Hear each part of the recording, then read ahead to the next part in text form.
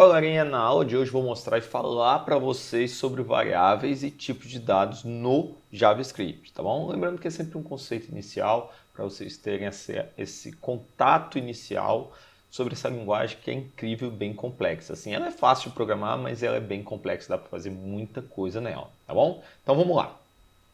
Então a indagação inicial que eu trago para vocês é o que é uma variável na programação. Quando a gente fala variável, eu quero que vocês remetem na cabecinha de vocês um espaço. Um espaço, um container, um bloco, algo para a gente reservar um valor. Então pode ser um valor, em JavaScript a gente vai ver que pode ser um procedimento, pode ser qualquer coisa.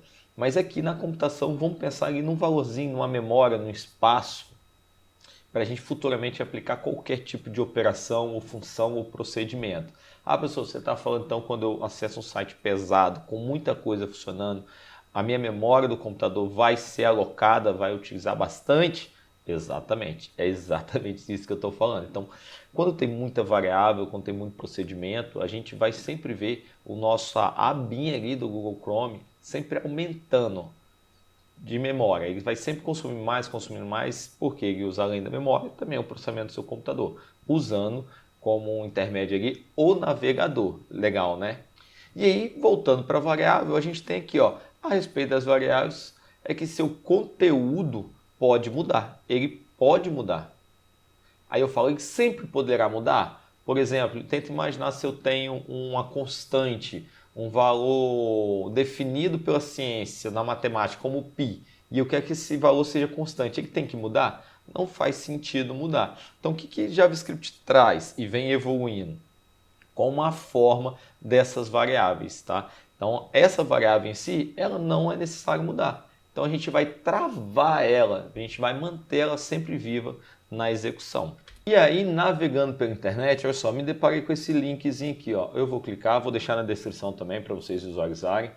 É um link que ele traz do Instagram, Unibyte Code. Ele traz algumas informações que eu achei muito legais e bem sucintas, né? Quais são os tipos de variáveis que hoje, em 2023, nós temos em JavaScript? Por que eu falo hoje, em 2023? Lembra que eu falei que tem uma associação que vai atualizando e vai padronizando isso? Pois bem, JavaScript lá nos primórdios só tinha um tipo de dado, tá? Uma variável, um tipo de variável, que era o var. O var era usado para tudo. Você podia mudar, tinha escopo global, você podia fazer qualquer coisa nele em qualquer momento e vida do seu código. Com a evolução da linguagem, foram criando necessidades em que não estava legal isso. Dava muito bug, uma variável sobrescrevia a outra, por você ter um escopo global e tudo, às vezes você queria trabalhar a variável num pequeno escopo, então criou-se, à medida que foi evoluindo, criou-se mais dois tipos de variáveis. E olha que legal. E aí ele fala, olha só, o var ele tem todas as opções, né? Vamos dizer assim, menos escopo de bloco, porque ele já tem um global. Então pensa no bloco, o seguinte, dentro do nosso código a gente foi evoluindo, foi criando funções. Ali dentro de um if, de um condicional, eu tenho um bloco, né? Dentro da função eu tenho um outro bloco que tem um escopo de memória próprio dele.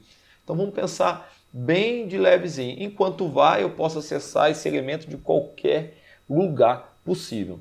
O let, basicamente, ele permite a gente reatribuir, modificar ele, e o const, o próprio nome já diz que ele vai ser uma constante. Ele vai ser criado e vai morrer daquela forma ali, vai inicializar no código e ele tem que morrer daquela forma ali. Não tem acesso global, tá? Não pode ser reatribuída e não pode ser declarada. Ah, professor, mas o que é isso? O que é ser reatribuída e redeclarada, né? E aí a gente vai precisar ir para o código.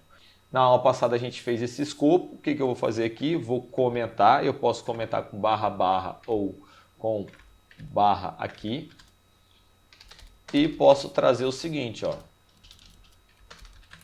São quais tipos de variável? Temos var, let e const. Tá? Vou comentar ela aqui. A variável é um espaço. Então vou criar um espaço aqui na memória, no meu containerzinho, assim, chamar var nome. E aqui eu vou pôr o miltim. Só para vocês visualizarem, tá? Eu vou falar sobre tipos de dados. Esse aqui é um string, tá? Um spoilerzinho. Esse tipo de dado aqui, ó, esse var, nome, ele me permite fazer o quê? Tudo. Então pode ser retribuído. Então vou retribuir nome. Nome vai ser igual agora professor Milton. Então, fiz o que?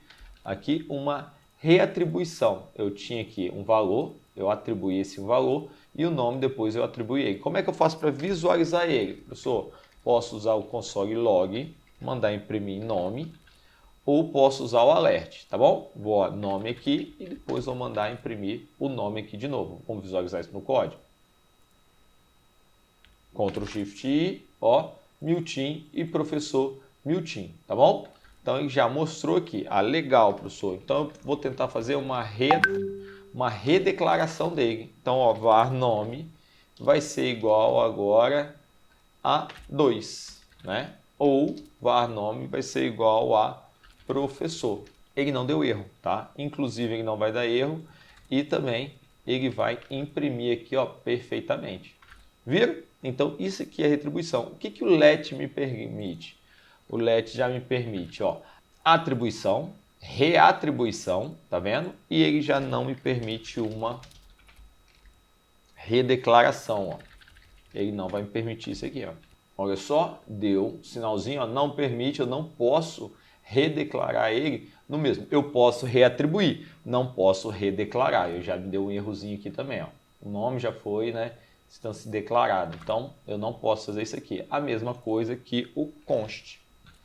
Bom, ó, const nome igual a Milton e depois eu não posso nem alterar o nome e nem redeclarar o nome. Ó. Se eu tentar fazer aqui, ó, nome igual a professor Milton, olha só a zica que vai dar, hein? Ó, deu erro. Engraçado que aqui no meu VS Code não mostrou erro, mas ele não permite, tá bom? Ó, já deu um errozinho aqui, ó. Por quê? É uma variável constante, tá bom? Não posso fazer isso aqui.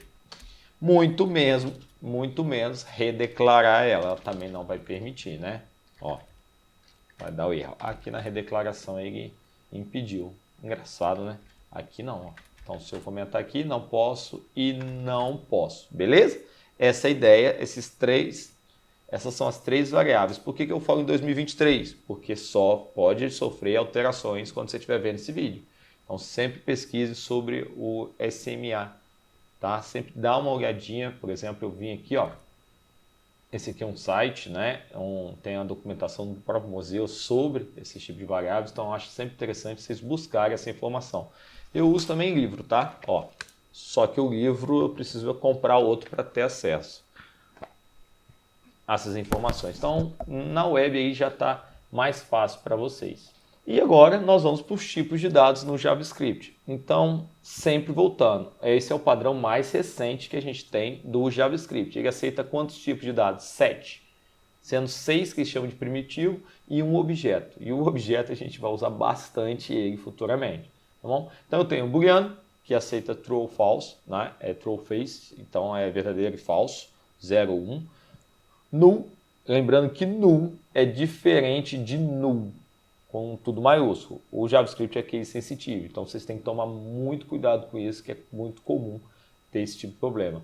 Undefined, que ou seja, uma propriedade superior cujo valor é indefinido, a gente tem aqui, não tem a definição daquela variável, tá bom? Então não foi definida. Um number, tá? Uma string e um symbol aqui, ó, que é um tipo de dado cujas instâncias são únicas e imutáveis. É novo. E objeto. Apesar de você ter poucos tipos de dados, dá para a gente fazer muita coisa no JavaScript. Já comentei isso com vocês. E por quê? Porque os meus objetos e as minhas funções, né, os procedimentos que a gente cria no JavaScript, dá para fazer assim, a leseira com eles. E por que que eu falo a leseira? Porque dentro do objeto eu posso criar meus métodos, meus procedimentos, minhas funções, e o JavaScript tem algo que é sensacional, que a gente chama de callback function.